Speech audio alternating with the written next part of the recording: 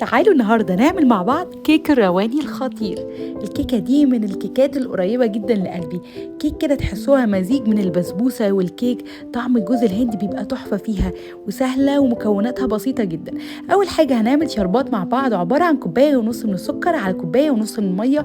هنخليهم يغلوا مع بعض وهننزل بعصرة من الليمون وهنسيبه على جنب. وهنحضر الكيك بتاعنا عبارة عن 3 بيضات بدرجة حرارة الغرفة. هننزل عليهم بكوباية من السكر وهنقلب كويس جدا. وهننزل بكوباية كبيره من الزبادي او ما يعادل كوبايتين صغيرين، معلقه صغيره من الفانيليا السايله.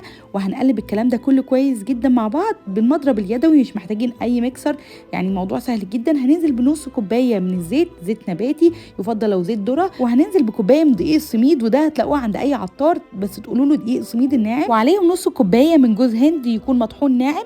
وهنزود عليهم كوبايه من الدقيق ومعلقتين من البيكنج باودر. هننخلهم كويس وهنخلط الكلام ده كله كويس جدا مع بعض. كيكه الرواني بيبقى قوامها تقيل مش زي الكيك العادي. هنجيب بقى صينيه مقاس 22 وهندهنها بقطعه زبده كده، وهننزل بالخليط بتاعنا وهندي كام خبطه للصينيه علشان اي هواء زياده يطلع منه. وهندخلها فرن ساخن مسبقا على درجه حراره 200 لمده 10 دقائق. وبعدين هنقلل درجه حرارته ل 180 وهنسيبه نص ساعه على الرف الوسطاني. وبعدين هتطلعوها هتبقى بالشكل الخطير ده. ولما تطلع هنسقيها بالشربات وهنسيبها تبرد، وهنرش عليها رشه من جوز الهند. واستمتعوا باحلى طعم الكيك الرواني، جربوها انا متاكده هتعجبكم جدا.